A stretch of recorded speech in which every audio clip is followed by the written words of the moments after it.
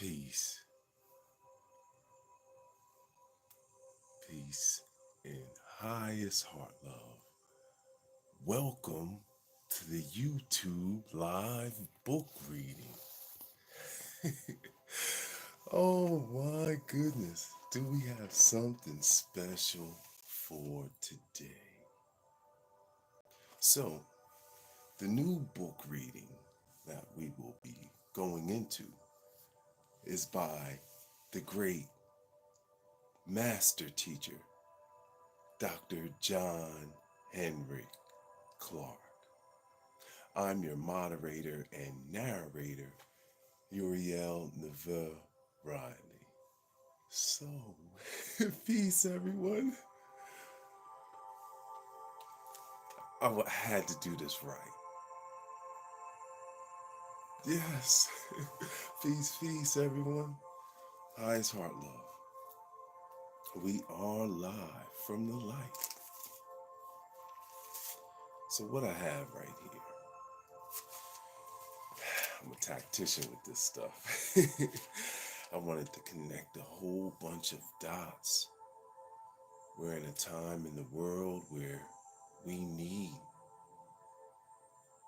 complete wisdom in understanding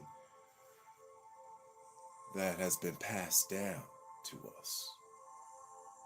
So now we're on the preface of a new world, new consciousness. That's where we come in at.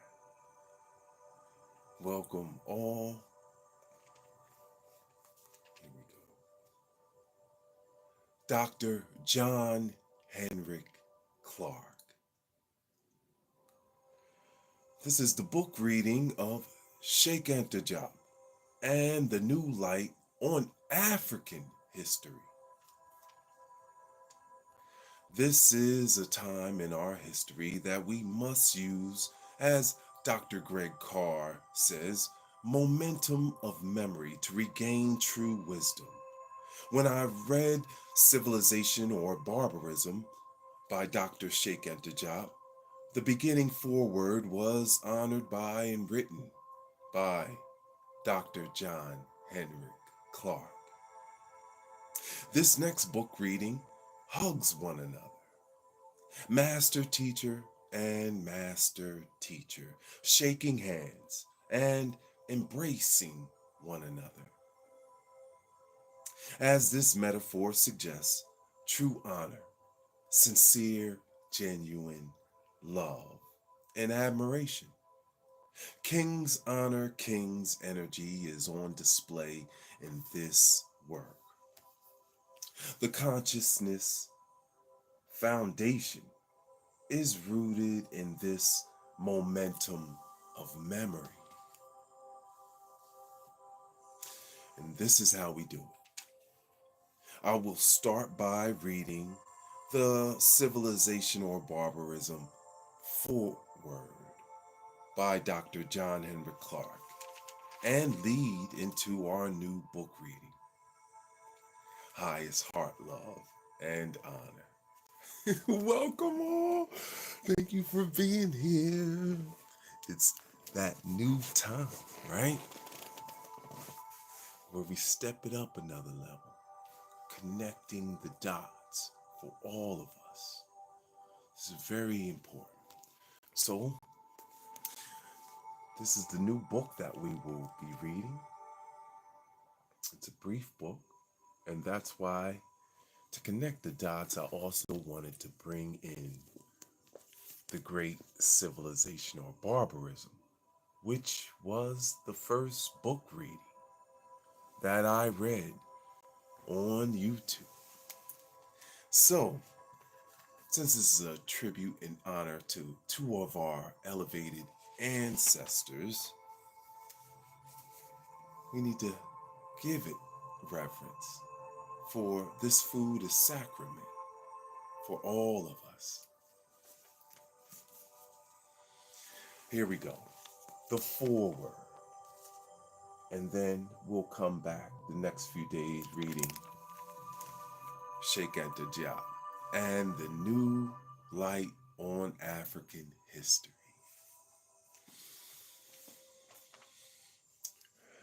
The foreword of civilization or barbarism. Thank you for being here. Thank you for the likes and subscribes. Peace. What's going on? Good day. Divine day.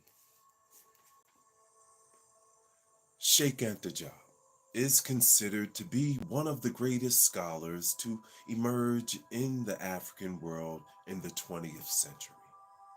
He was born in Durban, Senegal, a town on the west coast of Africa in 1923. His birthplace has a long tradition of producing Muslim scholars and oral historians.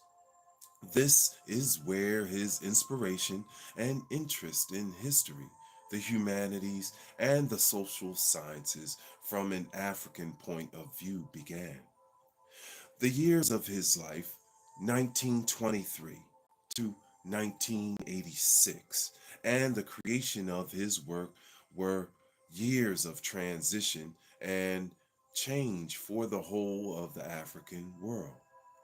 In the United States, the Pan African Congresses, under the leadership of W.E.B. Du Bois, were well underway. African Americans were still debating Booker T. Washington's theory of education favorably while dismissing his theory of participation. The first of the trials of Marcus Garvey in relationship to the Black Star Line had already started, and the largest Africa oriented movement ever to be built was well underway in spite of the trials and tribulations of Garvey. In the Caribbean, the intellectuals on the larger islands, especially Jamaica, Trinidad, and Barbados, were fighting for a constitutional government.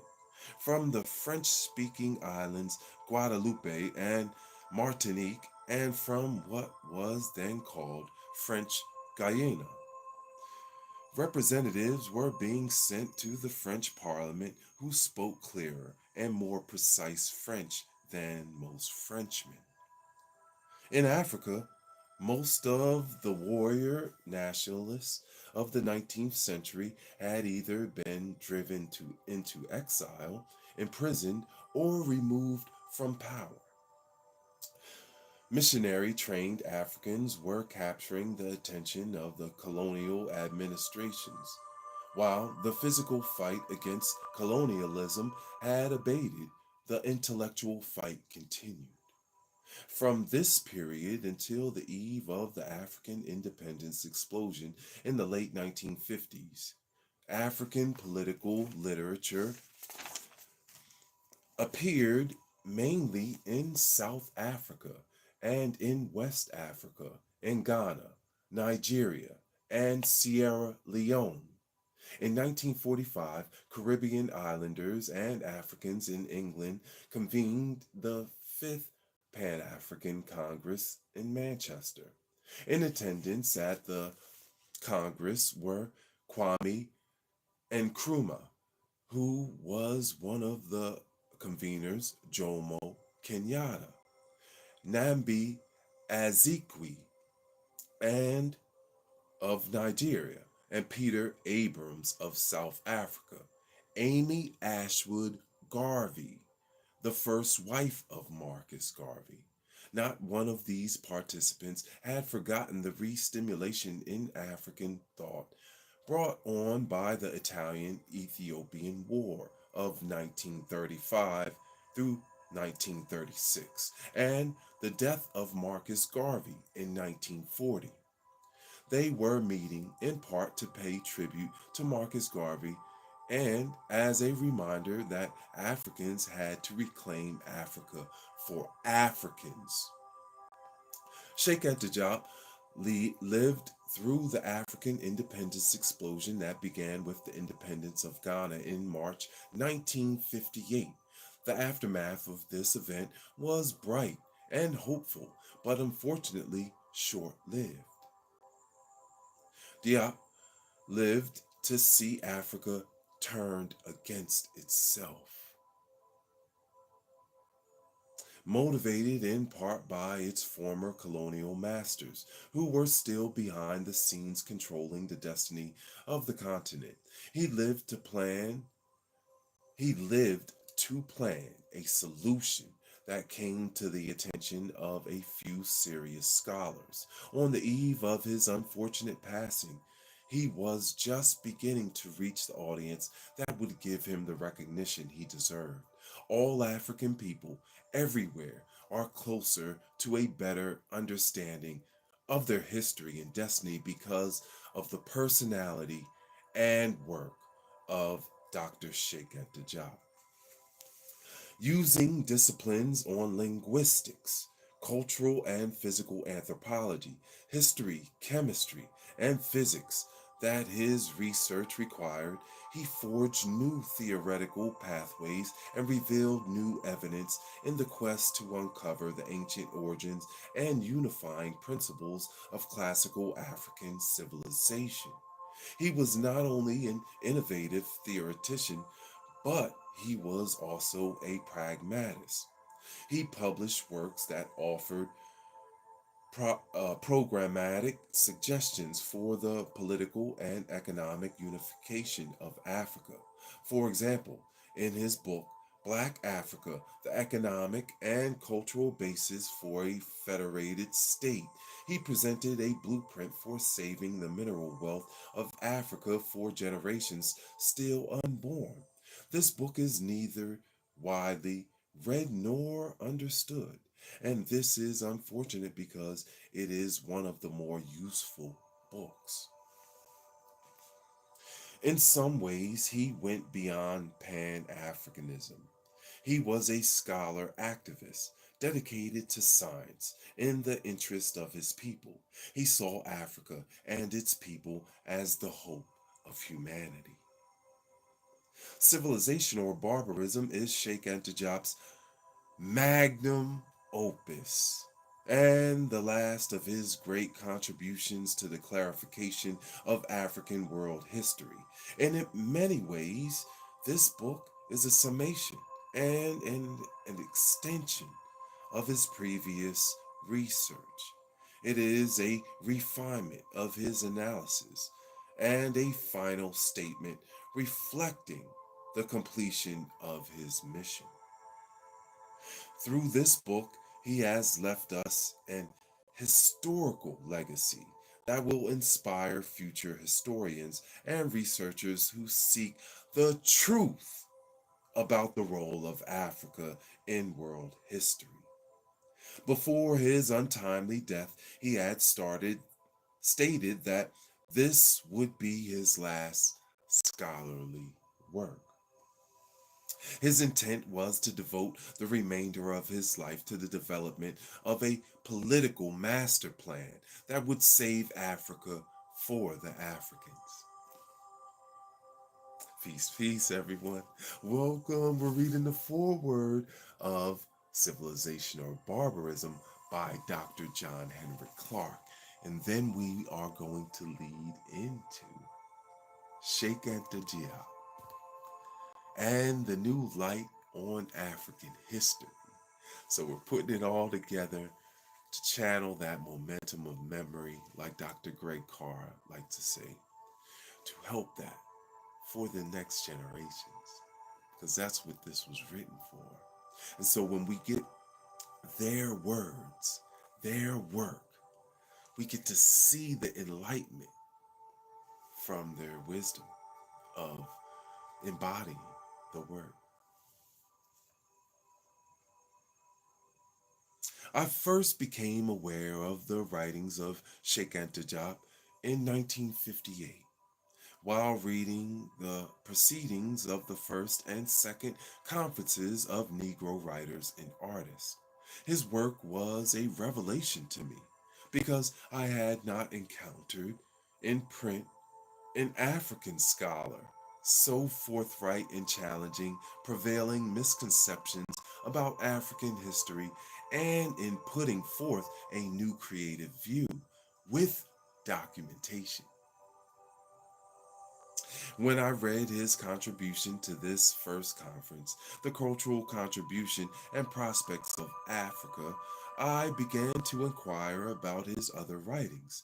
I discovered later that the content of this article was part of a chapter of a future book. In reading the proceedings of the second conference held in Rome in 1959, my curiosity grew concerning this new voice in the wilderness of African his, histo- historiography.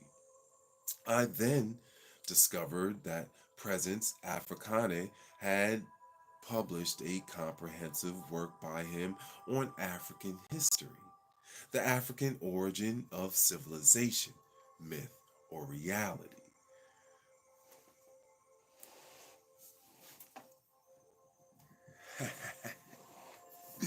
Just because I can do that, this is what he's talking about. Oh, a magnificent book right here. So, this was a precursor. This book right here is a precursor for this. For, see, I stay up on my work. Yes, you have to. I wanted my daughter to know all of this, you know, and be able to establish her research based off of foundational facts, right?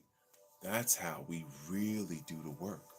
When we can use the work from our ancestors and go past that, because that's what they wanted us to do, right? When I attended the second meeting of the International Congress of Africanists in Dakar, Senegal, which met at the University of Dakar in 1967, I sought out Dr. Diop. I was surprised to learn that his office and the laboratory were located on the campus of the university less than 300 yards from the assembly hall where the Congress was being held. Yet he was not one of the participants at the conference. Peace, everyone. Highest heart love. Thank you, Crystal. Thank you, guys. I visited him in his laboratory and discussed the long effort that African Americans and Caribbean Americans had engaged in to write about and preserve African history. Some of the names that I mentioned he had never heard of. The first meeting went quite well, better than I had expected because we had to speak to each other through an interpreter. I returned to the United States and spent the next 7 years trying to convince American publishers that the books of Cheikh Anta Diop should be translated into English and published in the United States. I first mentioned my efforts to my friend and colleague the late Elohim Diop, who encouraged me to continue in spite of repeated disappointments. It was not until 1974 that an American publisher, Lawrence Hill and Company, saw fit to publish Diop's book, The African Origin of Civilization. The African Origin of Civilization is a one-volume translation of the major sections of the two other books by Diop. Nations Negre et Culture and Antériorité des Civilizations Negre. These two works have challenged and changed the direction of attitudes about the place of African people in history in scholarly circles around the world. It was largely due to these works that Cheikh Anta Diop with W.E.B. Du Bois was honored as the writer who had exerted the greatest influence on African people in the 20th century. At the World Black Festival of Arts and Culture held in Dakar, Senegal in 1966. The main thrust of the African origin of civilization is a redefinition of the place of Egypt in African history. Here, Diop calls attention to the historical, archaeological, and anthropological evidence that supports his thesis. Diop states, the history of Africa will remain suspended in air and cannot be written correctly until after African historians connect it with the history of Egypt. I wrote a review of this book, which reads in part, Cheikh Diop, one of the most able of present day scholars writing about Africa, is also one of the greatest living African historians. His first major work, Nations Negre et Cote, 1954, is still disturbing the white historians who have made quick reputations as authorities on African history and culture. In this book, Dr. Diop shows the interrelationships between African nations, North and South, and proves, because in this case proof is needed, again and again, that ancient Egypt was a distinct African nation and was not historically or culturally a part of Asia or Europe.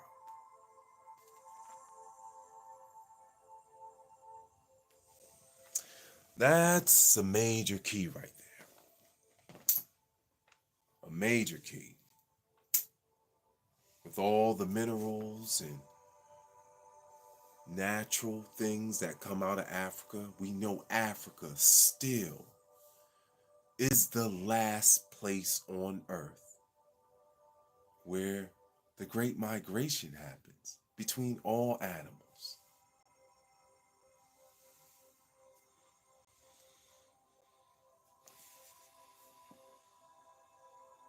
This book and others of recent years, all by African writers, have called for a total reconsideration of the role that African people have played in history and their impact on the development of early societies and institutions.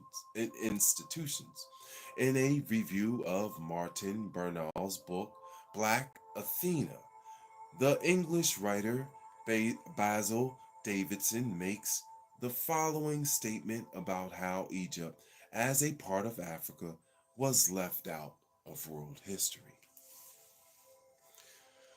But isn't Egypt, other issues apart, quite simply a part of Africa? I'm going to come back to this because this is a major key point in putting it all together in our heads. I'll revisit this thought and make it clear for you. That, it seems, is a merely geographical irrelevance. The civilization of Pharaonic Egypt, arising sometime around 3500 BCE and continuing at least until the Roman dispositions, has been explained to us as evolving either in more or less total isolation from Africa or as a product of West Asian stimulus. On this deeply held view, the land of ancient Egypt appears to have detached itself from the delta of the Nile some 5,500 years ago and sailed off into the Mediterranean on a course veering broadly towards the coast of Syria.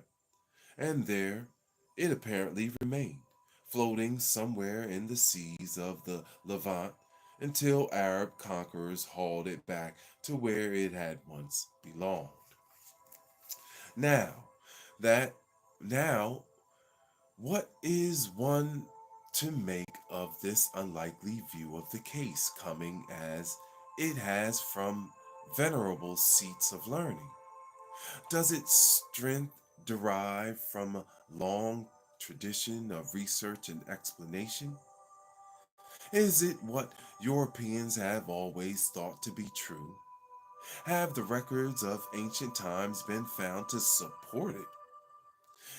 As Martin Bernal has now most ably shown in his Black Athena, the remarkable book about which I am chiefly writing here, the answer to such questions is plainly and unequivocally in the negative, that the ancient Egyptians were black, useful to say, were African, is a belief which has been denied in Europe since about 1830, not before. It is a denial, in short, that belongs to the rise of modern European imperialism and has to be explained in terms of the new racism, especially and even frantically an anti black racism, which went together with the and was consistently nourished by that imperialism. I say new racism because it followed and further expanded the older racism which spread around Europe after the Atlantic slave trade had reached its high point of takeoff in about 1630. If we understand Davidson's statement, we must also understand the consequences of the second rise of Europe and its recovery from the Middle Ages. In the 15th and 16th centuries, Europe not only began to colonize most of the world, but also instituted a systematic colonization of information about the world. That's a very key point. Europe not only began to colonize most of the world, but also instituted a systematic colonization of information about the world. Consequently, the work of Sheikh Anta Diop and other African historians, both in Africa and in the United States, is a restoration project, an attempt to restore what slavery and colonialism had taken away. While the main focus of Diop's book, Civilization or Barbarism, is Egypt and its relationship to early world history, he gives a panoramic view of how Africa, its nations, peoples, and culture relate to the whole world. In a previous work, La Antiquité, La Antiquité, Evolution of the Black World from prehistory to the end of antiquity, Diop had documented a little known aspect of the African European connection. He dealt with the Grimaldi man and his presence in Europe over 6,000 years ago. In both works, L'Attique and Civilization or Barbarism, he raises some questions that are both topical and historical, mainly the African origin of people who are now referred to as Europeans. In the introduction to Civilization or Barbarism, Diop explains the methodological methodological he used and the mythology he used in putting the book together, the conclusions he reached, and how he documented these conclusions, both with fact and logic. In setting forth his arguments, he had to deal with the contradictions that relate to Egyptian history and to African history in general. He repeated he repeatedly refers to the southern African origins of the Egyptians. He infers that the Nile River was the world's first cultural highway. stretching 4,000 miles into the body of Africa, bringing culture and people out of the heart of Africa, who gave stimulus to Egypt and constantly renewed its energy. In Chapter 1, Prehistory, Race, and History, Origin of Humanity, and Racial Differentiation, Diop explains the early development of Africa and how its cultures and religions eventually influenced the Western world, in particular, the whole world in general. Diop states, the general problem confronting African history is this: how to reorganize effectively through meaningful research all of the fragments of the past into a single ancient epic, an origin which will reestablish African conti- continuity.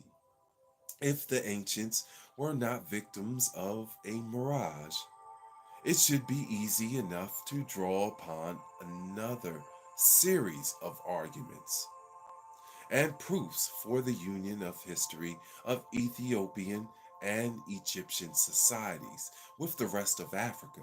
Thus combined, these histories would lead to a properly patterned past in which it would be seen that ancient Ghana rose in the interior West Africa of the continent at the moment of Egyptian decline, just as the Western European empires were born with the decline of Rome. While using Africa as the vantage point and the basis for his thesis, Diop does not neglect the broader dimensions of history. He shows that history cannot be restricted by the limits of ethnic group, nation, or culture. Roman history is Greek as well as Roman, but and both Greek and Roman history are Egyptian because the entire Mediterranean was civilized by Egypt. Egypt, in turn, borrowed from other parts of Africa, especially Ethiopia. As Diop explains, Africa came into the Mediterranean world mainly through Greece, which had been under African influence. The first Greek had lost its independence over a century before his visit. This was the beginning of the period of foreign domination over Egypt that would last in different forms for 2,000 years. Diop approaches the history of Africa frontally, head on, with explanations but no apologies. In locating Egypt on the map of human geography, he asks and answers the questions: who were the Egyptians of the ancient world? The Ethiopians said that Egypt was one of their colonies, which was brought to them by the deity Osiris. The Greek writer Herodotus repeatedly referred to the Egyptians as being dark skinned people with woolly hair. He said they had the same tint of skin as the Ethiopians.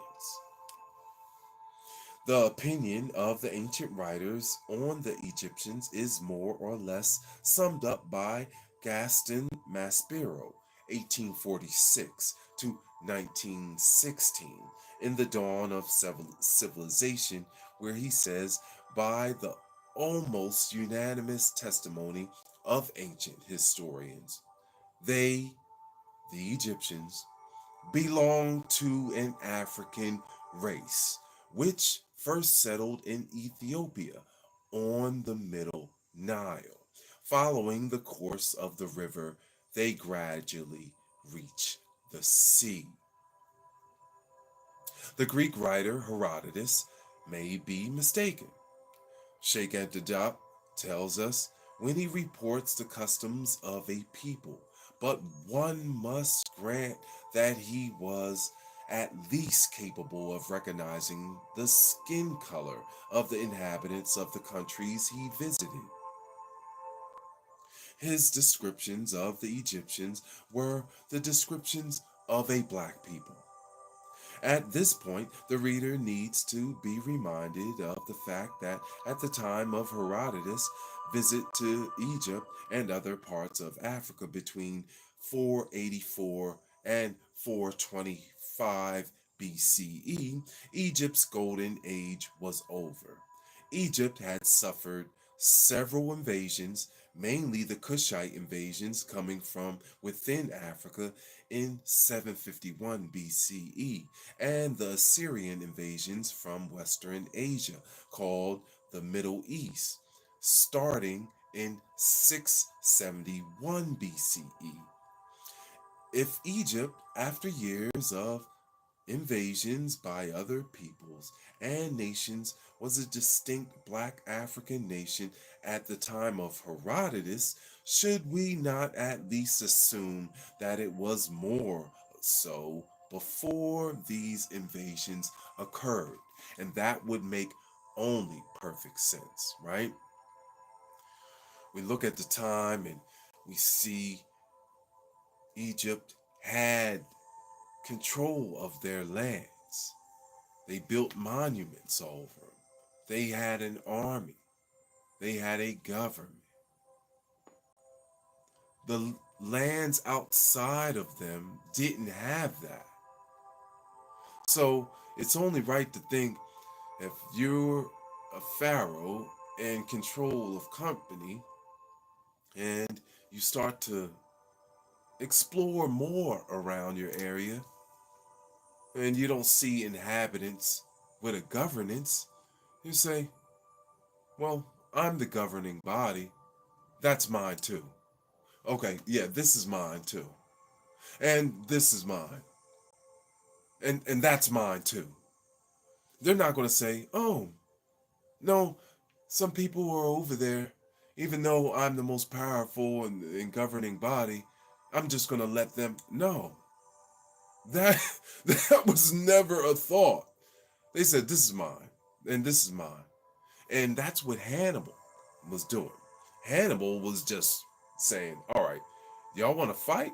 I'm going to take you all out. And we're just going to keep marching and marching." And they kept going, right? They kept going. And then at one point, he's like, "Man, I done lost a lot of people. We done conquered all this land, and I don't even know where I'm at right now. It's time for us to go back." It's time for us to go back to our places that we grew up around. That's what happened. That didn't belong to anyone else but Egypt. All of that land was in Africa. There was no Middle East. That was a part of Africa.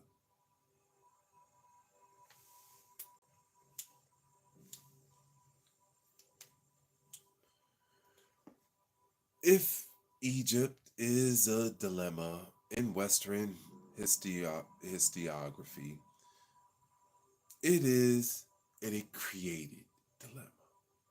The Western historians, in most cases, have rested the foundation of what is called Western civilization on the false assumption or claim that the ancient Egyptians were white people, which couldn't be furthest from the truth, especially being in equatorial area in tropical temperatures. They needed high melanin, so they weren't white at all.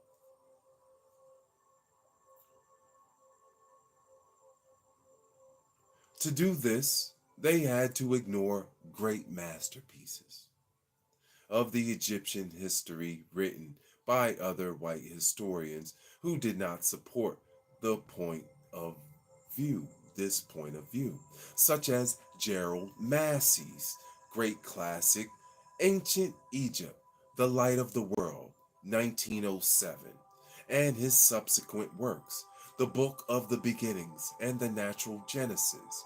Other neglected works by white writers are Politics, intercourse and trade of the Carthaginians and Ethiopians by A.H.L.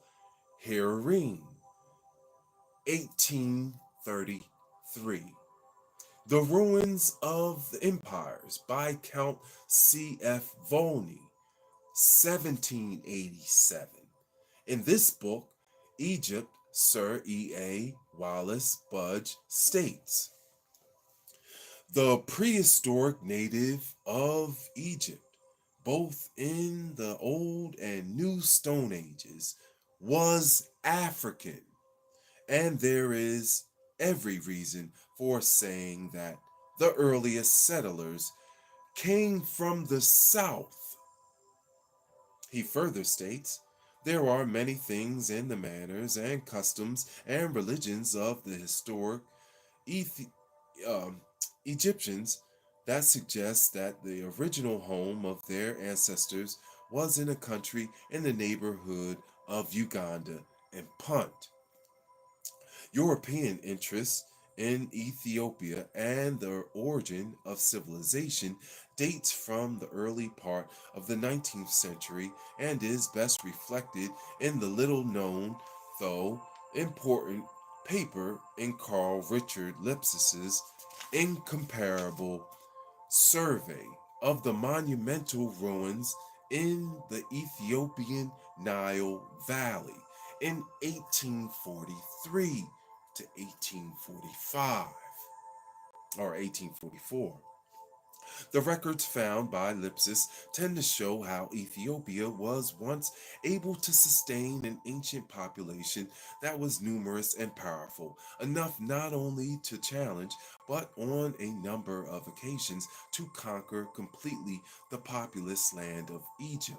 Further, these records show that the antiquity of Ethiopian civilization had a direct link with civilizations of ancient Egypt.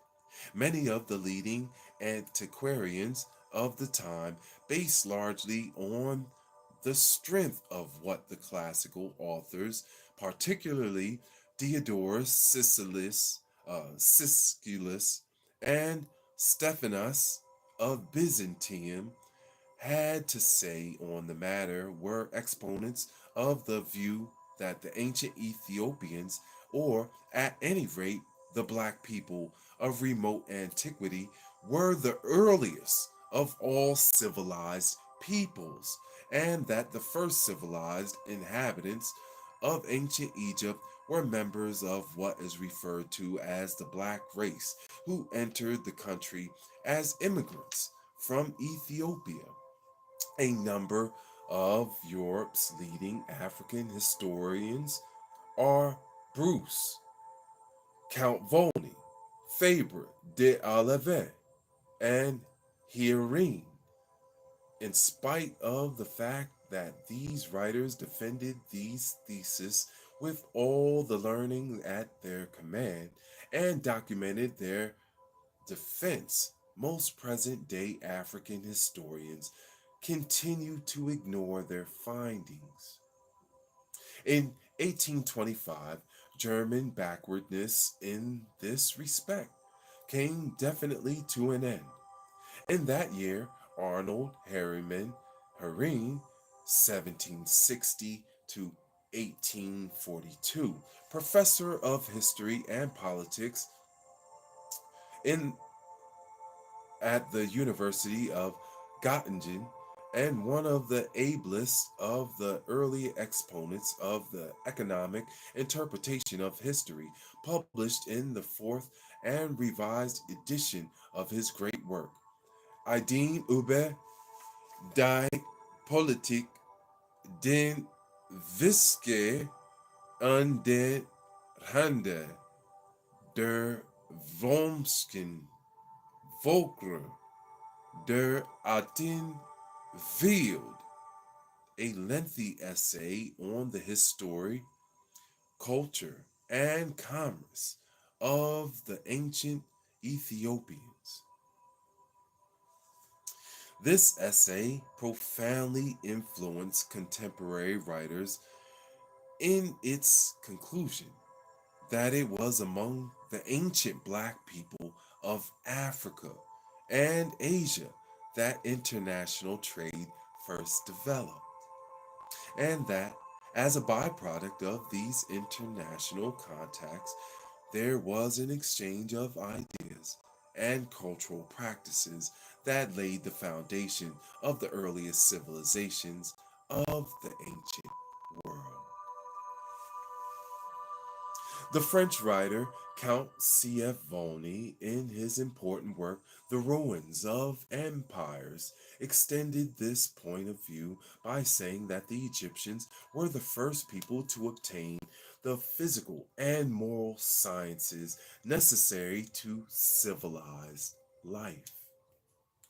In referring to the basis of this achievement, he states further that it was then on the borders of the Upper Nile, among a black race of men, that was organized the complicated system of worship of the stars, considered in relation to the productions of the earth and the labors of agricultural, and this first worship, characterized by their adoration under their own forms and national attributes, was a simple proceeding of the human mind.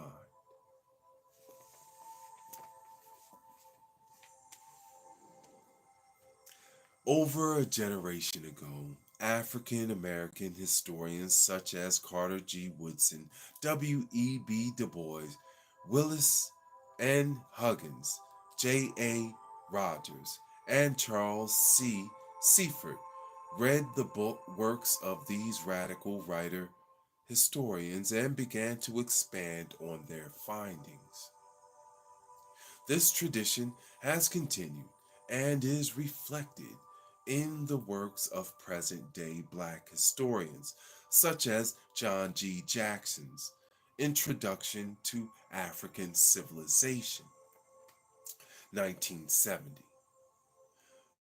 Yosef Ben Jakinan's Black Man of the Nile, 1972, and Chancellor Williams' The Destruction of the Black Civilization, Great Issues of a Race, from 4500 BCE to 2000 AD in 1971. Until the publication of James Spady's article Nigritude, Pan Benegritude, and the Diopian Philosophy of African History, in a current bibliography on African Affairs, Volume 5, Number 1, January 1972. And the interview by Harun Kofi Wangara, published in Black World in February 1974. Cheikh Anta Diop was known to only a small group of African American writers, historians, and teachers in the United States. With the publication of his last work, he has left us a mission and a legacy.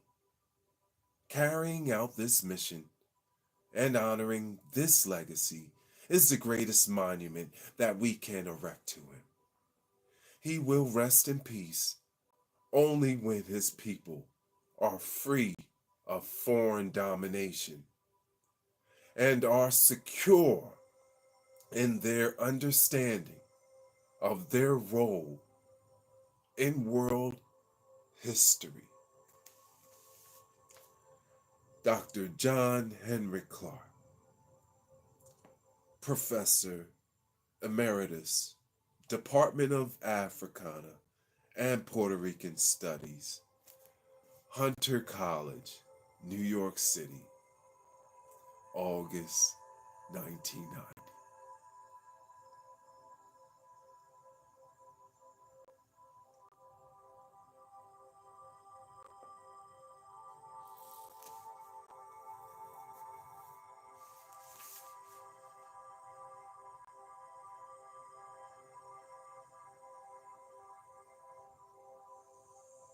his words.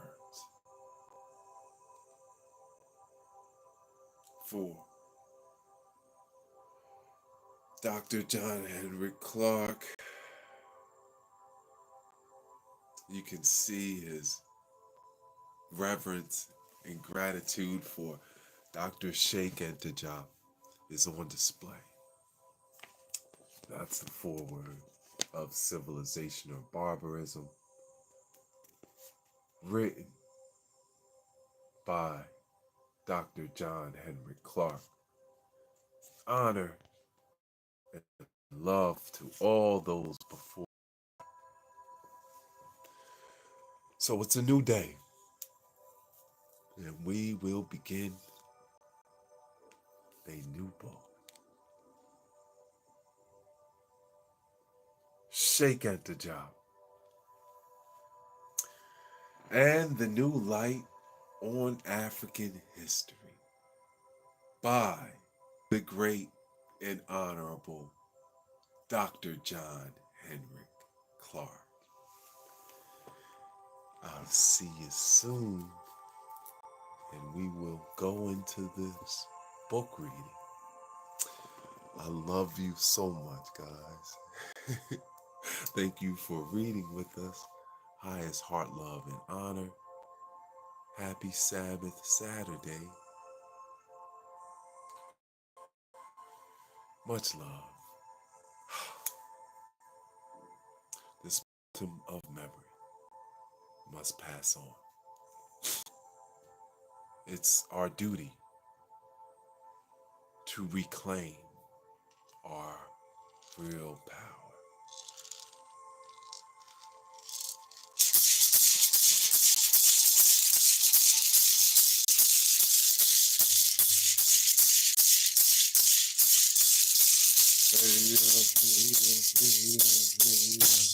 We're shaking it up in the world.